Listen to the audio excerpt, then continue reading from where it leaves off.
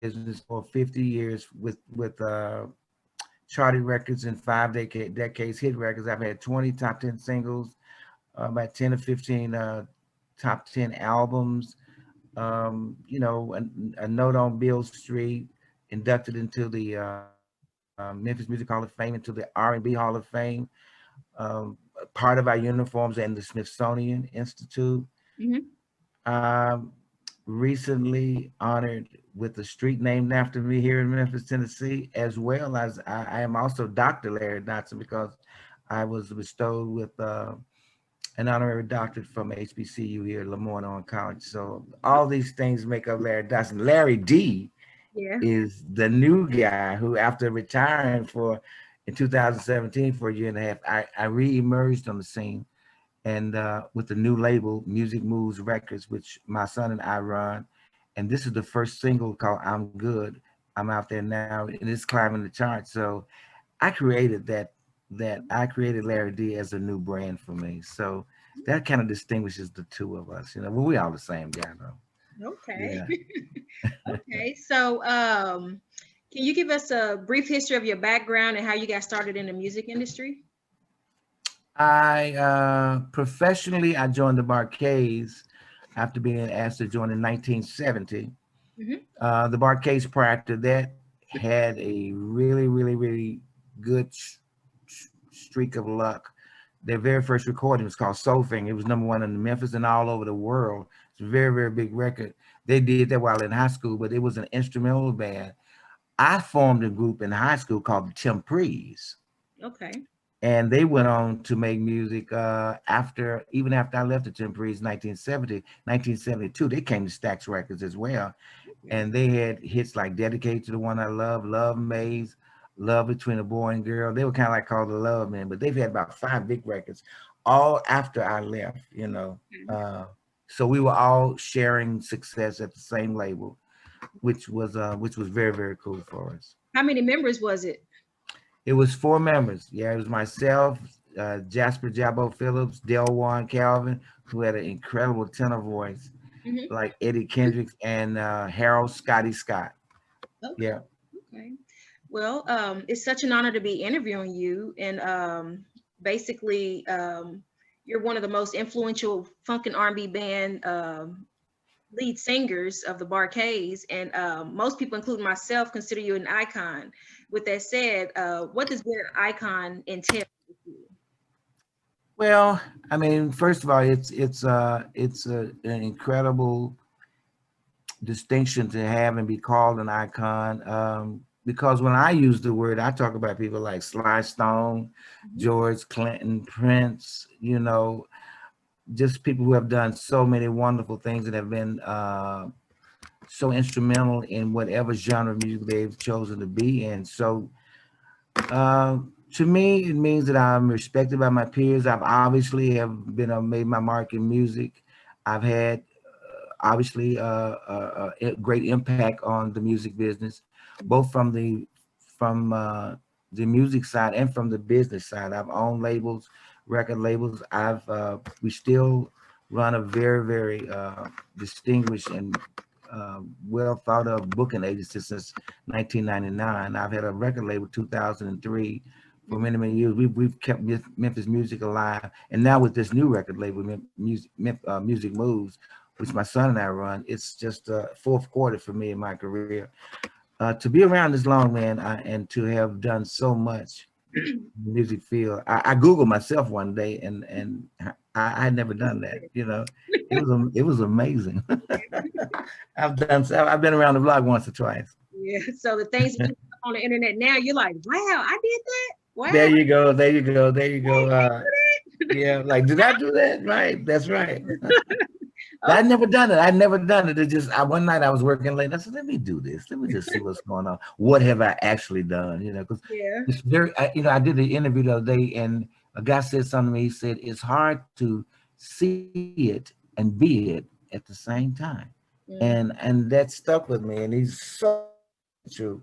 You don't really watch a lot of that stuff. I didn't, you know, mhm. and most guys who are humble and women, they don't really not that they don't take it serious. Of course they be taking it serious because we try to achieve and be first in everything that we do, but you don't really just keep a tab on it.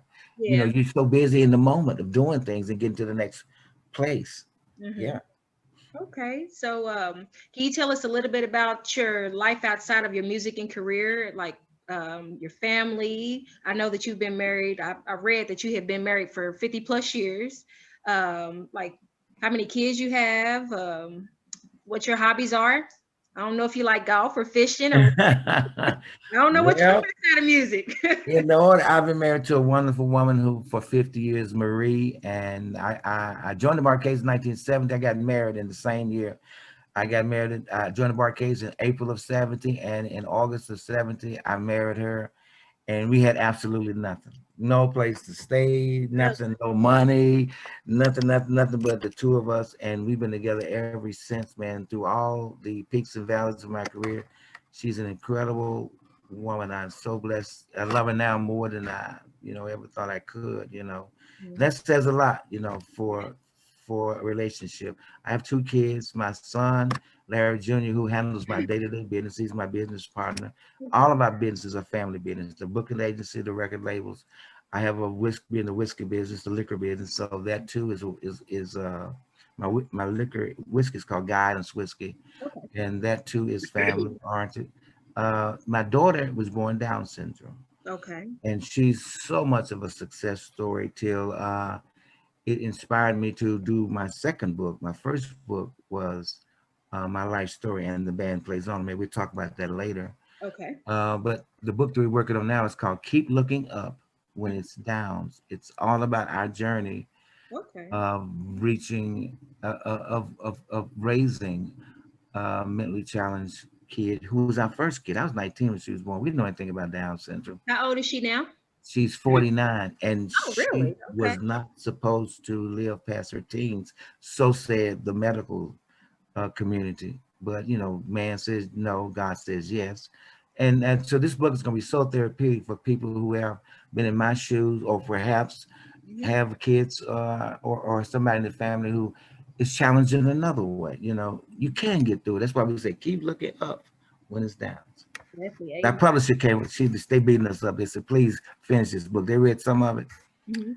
They about to, but they couldn't believe it. It's very, very therapeutic and very candid, and it's emotionally it's so moving because Precious has went through everything, every operation, everything that she's been challenged with. She's my biggest fan. She's been working for 25 years. Okay. Yeah, she works for Pizza Hut, and she's been there longer than any other employee, not just mentally challenged, but any employee. So it's incredible stuff. Okay. Well, I could definitely relate. I have a child that's special need as well. Oh wow. Yeah, she's Yes, 20 now. She's epileptic and I get it. she's done went through a lot. We've her first couple years of well, before she reached her teens, we was at the hospital basically every day. Like it So was you know what I'm talking about. oh yeah, See, yeah, and it's you good get to it. know that there's people out there that can actually tell their story and how they overcame that because the doctors told me the same thing about my child. If you don't have this surgery, this is what's Mm, gonna happen. If you don't take this medicine, this is what's gonna happen. But that's not what God says. come So on now, come on now. We finna preach now, see, but you better know what I mean. And you know what? It's testimonies are good because the first four letters of testimony is TEST. Those are the tests you must pass, or you should pass, and you will pass in order to give the testimonies. And it's so helpful to people because I mean, along the way, man, black and white, all the playing field is yellow. When you have mentally challenged, mentally, physically challenged, the playing field is level. We all got to pray for one another, and we all go through the same thing. yeah, And but I just know that you've done well as a parent. I can just thank tell. thank Yeah. you. It is yeah, it's been a struggle with And it how ain't over. It ain't over. yeah, definitely not. Especially in school, the schools expect her to be at school, and if she has a seizure, I can't bring her to school. I'm not carrying her while she's seizing. There you go. I'm like, There if you you don't go. have a child that has a delay or a special need, then you don't understand. You won't understand because you get up every day, you get in the shower, you do your hair, and you live your life. That's Yeah. not our job over here. We have We to act, take care of and whatever that day is filled with. You know, if she has a seizure in the morning, hey, I got to take off of work. I got to do everything to take care of my child first. and you know what? And I'm gonna tell you how, since it happened to me at such an early age, Precious, her name is Precious, she was our first kid. Mhm. And so, like I said, we know anything about Down syndrome, we're not what, and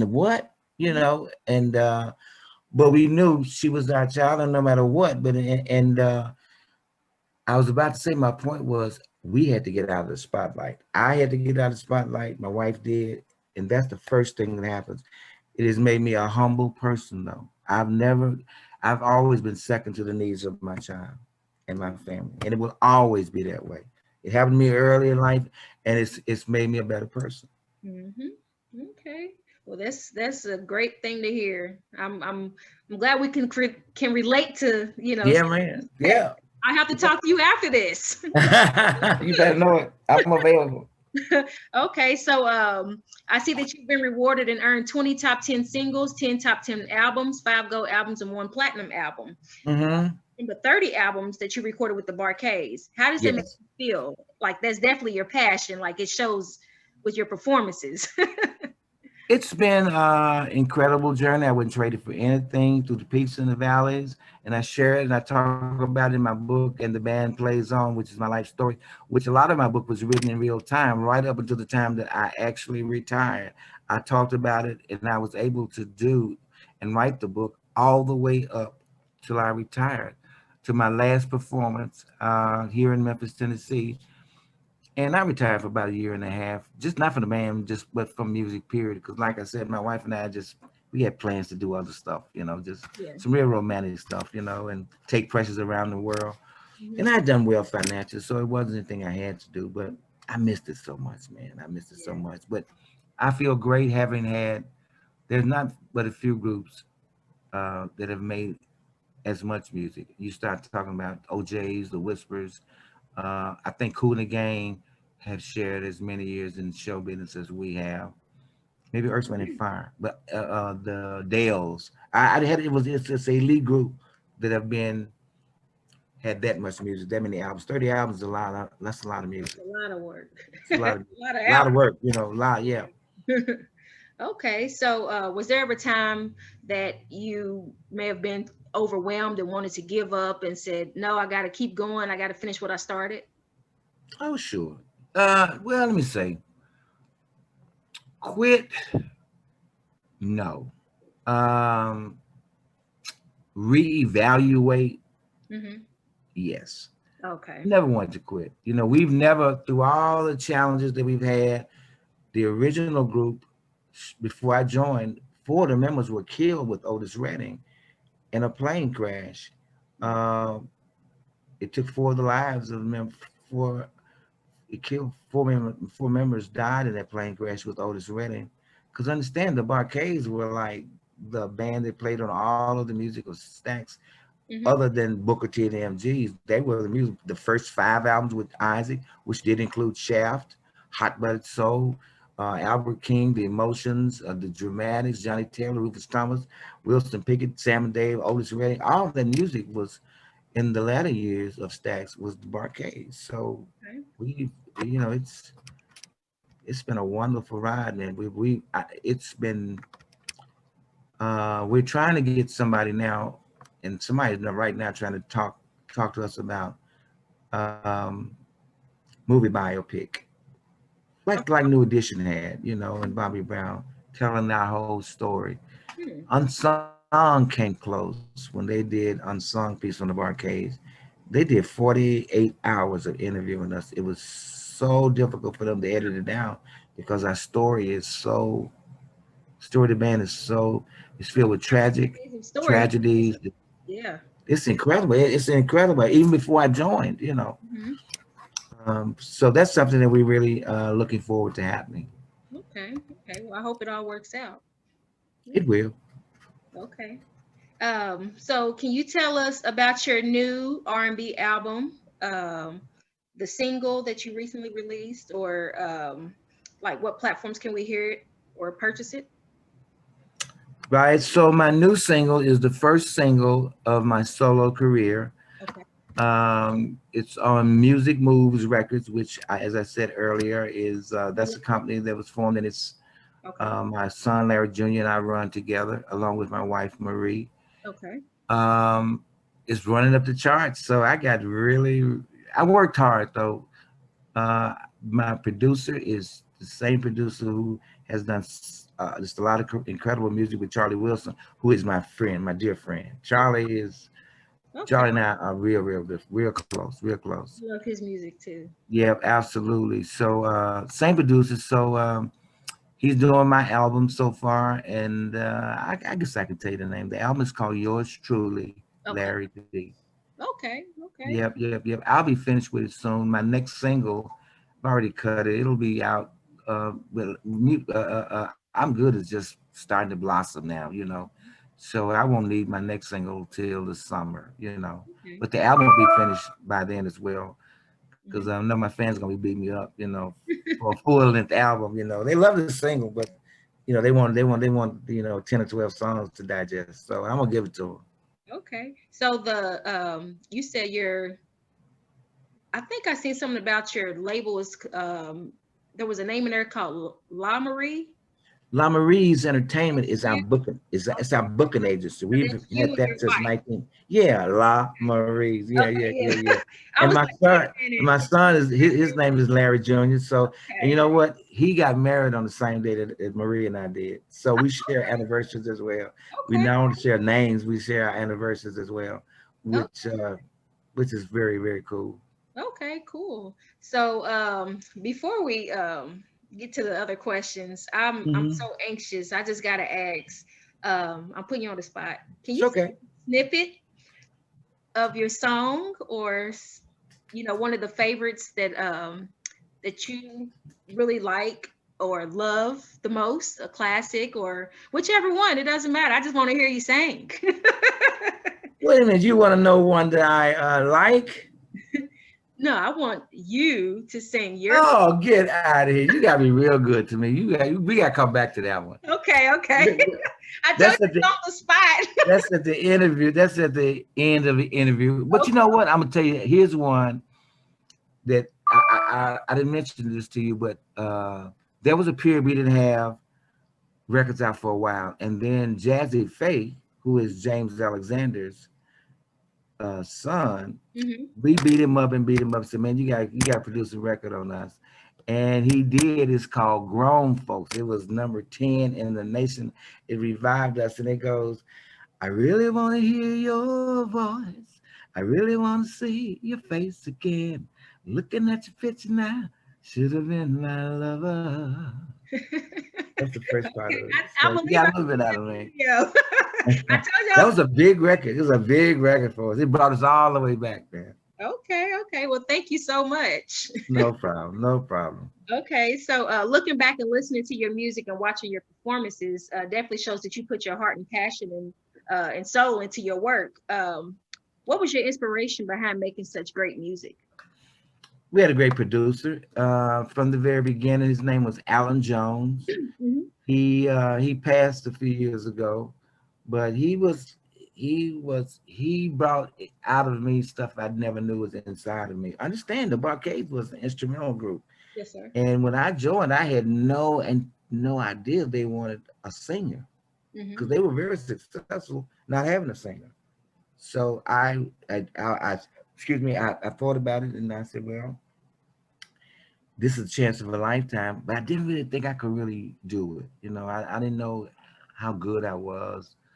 And Alan brought all of that because I had to get, they were already taking songs for an album. It just didn't have a singer. So I jumped right into that. And the album was called Black Rock. It was probably one of the best albums we've done out of all the music we've done. Certainly it's an iconic album, revered by a lot of bands. It's way ahead of its time because we were doing stuff that was a combination of rock, soul, funk. Hmm. Very, very few groups were doing stuff like that, especially at Stax Records, which Okay. was R&B. So I got through that, and then he taught us how to write songs and the ingredients of it. So we began to spit those records out by ourselves, Hmm. without his help. And we the ball got to moving in. It was plenty of gold and stuff like you see on the wall here, man. Started rolling. So I've had a wonderful career, and it ain't over yet. Absolutely. So your writing process, how is that? Like when you start, like you put a piece of paper in front of you and just sit there and be like, oh yeah. Or do you have to think about it long and hard, or it just comes to you? You know what? We used to be put in a room when we first started trying to write, and he would put us in a room and he said, "Don't come out of here until you finish something." Mm-hmm. And we would go in about 10 in the morning, and we would come out about 7 or 8 in the evening, and he would look at he would check on us, you know, we had all the instruments and stuff there. And some days he would come in and just tear it up and just walk out. He said, "No, that ain't nothing." Then some days he would come in and he would say, "Oh my God, that's our next thing. That's our next Mm-hmm. record." And that went on until we learned how to really do it. And like I said, after a while, he stopped coming in the room. He just said, "Give me what you got. I know it's gonna be good because you spent your time." These were over a few years. Um, but That's a good I feeling. now I like to be produced. You really want to know the truth. I still write. I have my studios in my house here, but I record a lot in Atlanta. And because I made so much music, I like to get with younger producers who's ear to the radio, and they kind of know, you know, they first of all they must respect me and what I do and what I have done. And I've been lucky to have guys who do that. And so I'm a very producible guy. I don't go in telling people what to do. We Mm-hmm. got a record, but for myself, I'll be in the walking through the house. Oh my God, that's a great idea. And then I run upstairs and I write it down, and I still do that. Not often, but the stuff that when I pen a song, it's gonna be something. Because Okay. I'm a good writer. I'm a good writer and I'm a good producer. Okay. But I don't Awesome. like to produce myself. I like to be produced. Okay. Okay. Yeah. Whenever I get into my writing mode, I hurry up and go to my notes in my phone and Oh just yeah. instead of me typing it up, I'm like, no, I got to get this out now. And so I press the little microphone and just start singing or talking or whatever. And it After, because you got to catch, because you know, I Mhm. wake up in the middle of the night. Sometimes I dream of stuff and I hear the whole song, and I Yeah. wake up if I can, and I have my scratch pad next to it or my recorder, and I put it down because it's gone sometimes the next morning. Yeah. And I mean, the whole it's like incredible. The whole song can come to you, you Hmm. know. But if you don't do it, it's gone, man. Yeah. Yeah. I understand. Yeah. Okay, so just to name a few out of all the accomplishments that you've earned from being inducted into the R&B Hall of Fame, the Memphis Music Hall of Fame, honored with the Music Note and world famous Beale Street in Memphis, uh, Mm-hmm. as well as being, I'm thinking that I read that some of your clothing was Mm-hmm. put in museums Yeah. all around the world. Which are you most proud of? You know what? Um, since I've been around for so long, I never ever thought that I would be given an honorary doctorate from an HBCU college. Okay. That was one of the highlights of my life. I mean, I didn't ask for it, and to know that it's very difficult to get that. It's so many boards have to approve it because you have you from that point on you're a doctor, Larry Dodson, at that point. You know, if you want to use that, you have all the privileges of somebody who went to school for 10 years. That's one of the highlights of my career. My first gold album, which was given to me at Madison Square Gardens in Hmm. the middle of our performance. Our record label stopped us in the middle of performance and gave us 10 gold albums. Uh, a street being named after me here just recently. I never thought that would happen. I mean, that's just like, because I know how Memphis is. Whenever I pass down the street that's named after somebody here, it's because most of the time they're dead and Hmm. they've just done so much. Precious.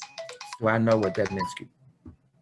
So what does that mean to you when you're driving and you're like, yeah, that's my street. Just turn on my street. Just turn on my street. You know what? When I get in one of my goofy moods and I'm kind of like not feeling so hot, I turn on that street and I say, "Oh, okay." Okay. And I can't talk about some Zoom. Okay. So That's my door. I'm sorry. it's fine. I understand.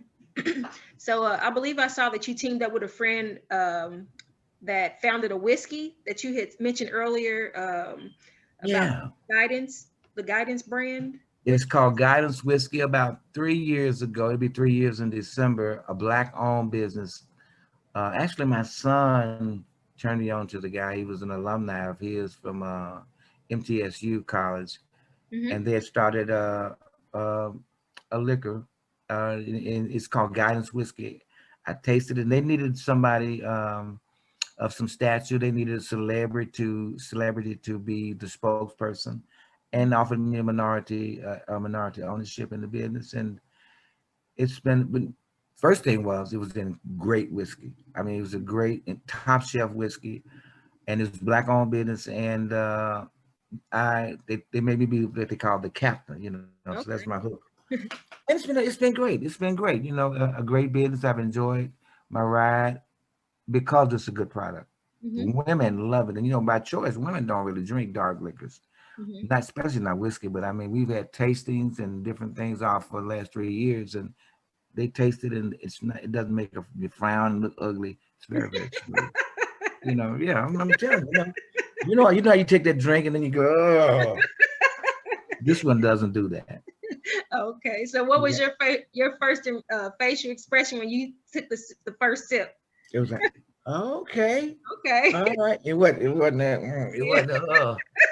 It wasn't that. So that got me. I was hooked after that, man. Yeah. Because I wasn't really a whiskey drinker. I'm a champagne drinker. Okay. And I don't drink that much, but period. But I didn't drink a lot of whiskey. I just didn't never like it. It was for that reason, because it make you go, oh, Mm-hmm. this one doesn't do that. And for anybody who challenges me, just go to, if you don't have it we're in Georgia, Mm-hmm. we're in Tennessee. We recently got into Kentucky. I got it on the ground floor, and we're increasing. But you can go to www.guidancewhiskey.com Okay. and get your bottle. Okay. Yeah, Well, I've never drank, so I wouldn't know what it you tastes ain't, like. you ain't I won't missing be making nothing. that face. You ain't missing. I'll You just ain't look missing at nothing. everybody else like, Right. But you see a lot of before and after with drinkers, right? yeah. We always tell you, use guidance when you drink guidance. Yeah, there you go. Okay. So as I was researching some of the history, I saw that you and your son Larry Jr. Hmm. created you all's own record label, which is also a full service entertainment complex. How's Sure. that going? It's well, we're doing well. Like my single, it's called "I'm Good," is the first release. But of course, like our last label, which we started in 2003, which was JEA Right Now Records, which I started with my business partner James from the band. Hmm. We signed. We had 8 or 9 acts on the label, and we were trying to really revive Memphis music. With some of the artists who had been around for a long time, and we did well. We did well. But this is brand new. Our doors are open for new talent, and just got to bring your A game when you come over to Memphis. Music moves. Just bring your A game. You know what I'm saying? So you all are you said the full service, so you produce and you distribute all that, or is it what all do you do? We are a record label. Yeah, we have the capabilities of distribution as well. Okay. Yeah, and we use outside distribution. Okay. This record, my record is on Selecto Hits, which I've done business and music for them for years. Hmm. But we have the ability to do our own distribution, yes, through other means. So we full service, and we book you as well. Okay. We're into management, but it's not really ethical to manage and have you on the label as well. So we guide you to outside management if you don't have it. We ain't take we're not grafty people that are predatory like that. Yeah. When it's straight above board. We're not good music, good music, good music.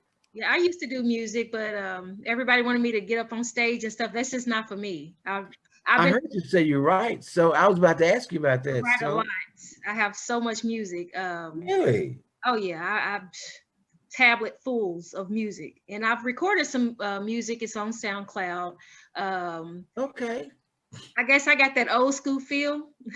That's interesting. That's interesting. Yeah, I'll look back and there was a song called "Play Your Cards Right" and stuff like that, and I made a song called "Play Your." Oh, okay. Um, I really like the old school beats, you know. Yeah, that's I where could I am. vibe That's where more, I am. yeah, like yeah, I could really vibe more to that, but I put it on the back burner because I wanted to focus more, of course, on my children and my magazine and pretty much, you know, the music stuff. It to me, I feel like music is life. It's always going to be there. It's all Sure. around us, and if it's meant to be, it'll come. Absolutely right. And you know what? All through the years, even when we were just really, really hot, I've always had other business. I'm in the restaurant business, uh, talent booking, even while we were really, really hot and working on the road. You know, well, I've always kept a good office of studios. We've had at least 10 different studios Hmm. for rental and for doing our own stuff. But I recently took on something. Uh, I have a new radio show. I'm on a new radio Hmm. station here in Memphis, WAVN. It's called The Trend. It's 104 and 104 FM, and on the AM dial is 1240. And Okay. for those of you who want to catch me, you go to WAVNTheTrend.com and you can catch me live. I'm on Saturdays from 10 o'clock in the morning to noon, right behind Ricky Smiley. Okay. Cool. So you know, and I'm loving that. Yeah. And I play classic music, classic R&B, funk, and I play new music. So I have to do. It's interesting because now um, most of the music that I play are from people that I book on my booking agency. You know what I'm saying? So I know I So have a you're good giving taste them for that. So exposure as well. yeah, yeah. And I've been around. You know, when you've been around for this long, you just know I Hmm. have a good appetite, and I know what the appetite is. So doing this is very, very cool for me, and it's not overworking me because I only come on Saturdays, Hmm. and I have the option to, you know, sometimes voice track my show here in my home studio. But I've been doing it live, and I love it. Okay. So how That's do a you new find? venture for me. Yeah. So how do you find your talent? Like when people come in and say, "Hey, I want to be up under your label, or I want to record in your studio," or like, how do you decide if that's the person you want to work with, um, or how do you, what's the word? How do you decide? Like, okay, Well, you know what, with you. social media, and you know, we go our website. You can go to my website, www.thelarrydotson.com. You submit music there. Okay. You submit music because people know us. We've been around for so long. Like I said, our booking agent's been around since 1999. Everybody knows us. Hmm. So it's by audition. You know, you have music that you want to send in, you Hmm. send it in, and then we excuse me, It's okay. we make it happen. If it's something worth looking into, then we do. We'll respond. But that's how we do it. We do it through audition Okay. through our websites. Yeah. Cool. So I saw that you released your first book in 2017, entitled "The Hmm. In the Band Play Zone: The Life Story of Larry Dodson." What can we expect from reading your book? Probably more than you should. Uh-oh. Uh-oh. Give me some. Yeah, I mean, I'm gonna tell you something. I had never thought about being an author, but my son, who Mhm. takes care of my daily business, and we would plan the weeks out or plan the next month or whatever we had coming up. We would meet in the mornings around 8 o'clock, 8:30, and I would tell him all these funny stories and stories of tragedy, of just things about the Barclays. He's, you know, over the past years, he said, "Pop, you need to write a book. All that stuff, you know, you got so many wonderful things to talk about." And I said, "Well, I'm not an author, you know, I don't know." And he kept pushing and pushing, pushing. So I said, "Okay, you find me somebody to help me, and I will do it." So he found an incredible editor. Her name, and she's also an author, named Sheila Bell. And the intention was for her to just take my notes and sort of ghostwrite it for me. But when I Mhm. started to turn my notes into it, she said, "Larry, you know what? You don't need me. All you need me to do is name the chapters. You're writing this book. This is incredible." So I found a new passion and made a deal for 5 books. Wow. Okay. Yep, yep, yep. And I have titles for all of them. The second book, as I told you, is going to be keep looking up when it's down. So I'll finish that this year. And you said that's a And collaboration with your wife. Yes, I couldn't make that book without my wife. You know, I mean, she just didn't make any sense. That need to have been from both of our perspectives. I couldn't have done that alone. Okay. Yeah. But Okay. the story, it's candid, man. I'm telling you, it's stuff I say in my book I had never said to anybody about my life. No way. But she told me, you know, my editor said, look, Sheila said, don't gloss this stuff over. Go and say ouch. You know, just go ahead and write stuff that you really didn't intend to say. But tell the people the real truth. Because if it was something that was bad, then you got through it. So now it's ministry. You know, it's people need to hear That's how you went through it and got through it. You mhm. know. So I hadn't looked at it that way. I said, you know, you're absolutely right. When I started to do that, I said ouch a lot. Because Yeah. I said, I was like, right. I said, should I really tell people this? Yeah. That's how I am when I write. I'm like, Yeah, they gonna know yeah, I'm talking about them. Oh well, that's right. it's my But you know story. what? It's my life. It's what happened. People, yeah, and they said, but on the good side of that, people said when they start to reading it, they never expect me to be that candid. And I didn't bring everybody else's garbage into my world. This is my story, you Yeah. know, pre-Barcades, during my life with the Barcades, and afterwards, because I wrote it in real time, you know, Mhm. all the way up till I retired. So they can't put it down, and we can't keep the books. Yeah. So it's very, very cool. You know, and I found a new passion. I love writing. Okay. I Cool. guess I did all the time, but I never thought about being an author. Yeah. Once you start writing, it just comes natural. You feel like you got to write everything down, even if it's on a sticky note. Mm. The way I come up with my music, I could be driving or just sitting here looking at TV, and then a catchy phrase would come up, and I'm like, I'm gonna write a song about that. Absolutely. You're absolutely right. My music.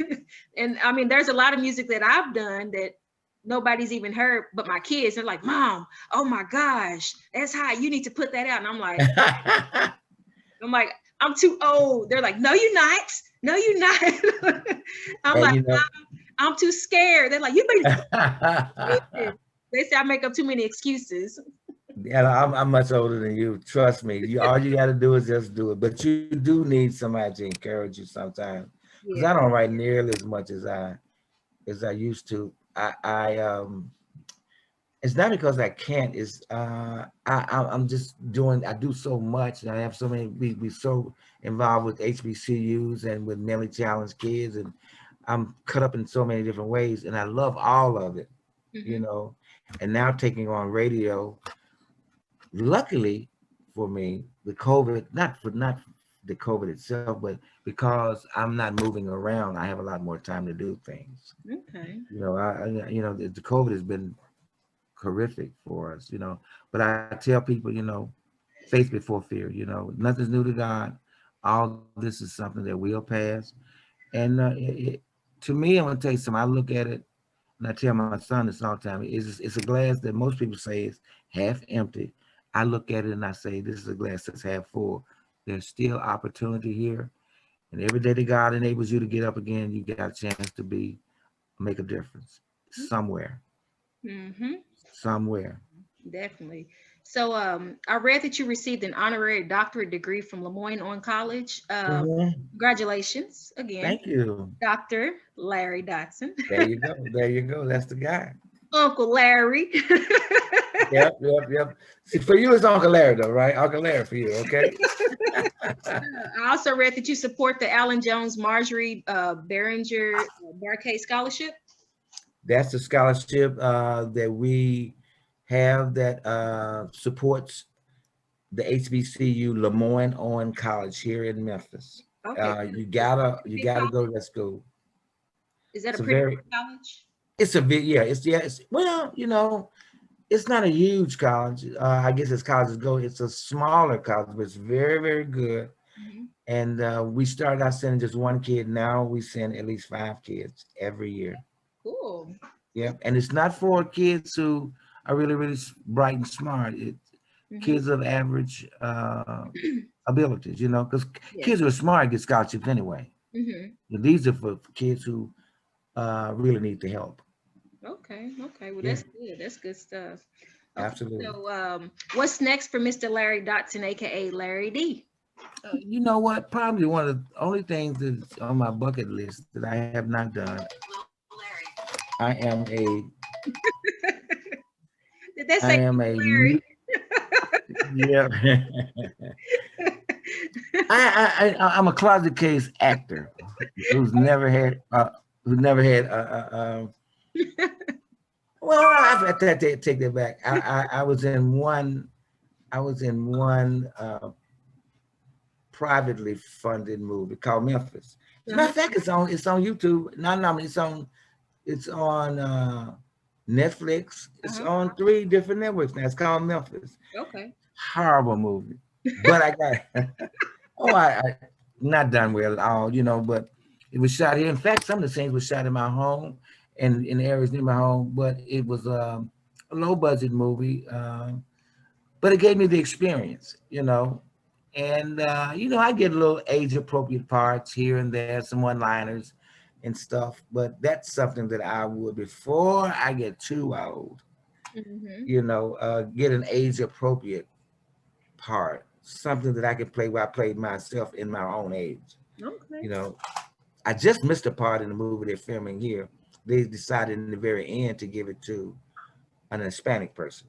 It wasn't because I wasn't good. It's just they just thought it would come out better for the script. Okay. I have an agent, and that's one thing that I think I would love to do. Okay. Okay. So you want to get into the acting world? While I can, Yeah.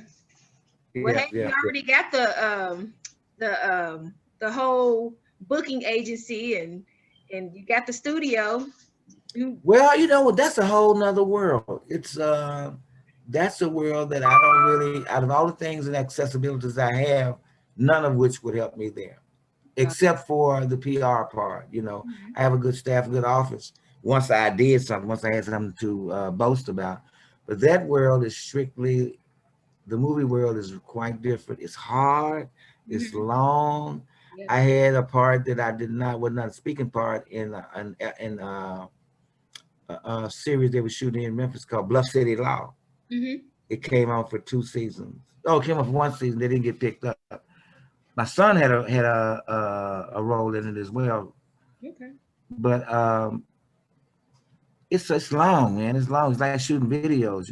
You work all day to get 1 scene. Yeah. So you have to have stamina for that, and a desire for it. Okay. So before we wrap things up, is there anything else you would like to share that we haven't touched on?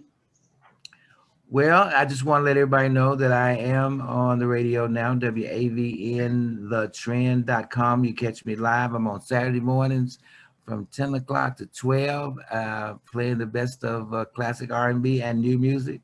Okay. And of course, please go to my website, www.thelarrydodson.com, and you can find out how to get my book, autographed copy, autographed bottle of my whiskey, autographed copy of the book, and just see all the things that I'm doing and things I have coming up. And I do keep things. I'm always doing something, so I'm continuing to reinvent myself. But catch me there. Come there and visit me, and look for my new virtual performances coming up, and just check me out. Okay. Check Uncle Larry out. See what's going on. Okay, so my last question: do you have any words of advice for young aspiring artists trying to get into the music industry? For those young and old who are trying to get in this business, who have aspirations for being in the music business, first of all, I would say, please get yourself and surround yourself with the smartest people that you can, who are not interested in just your music, but your welfare.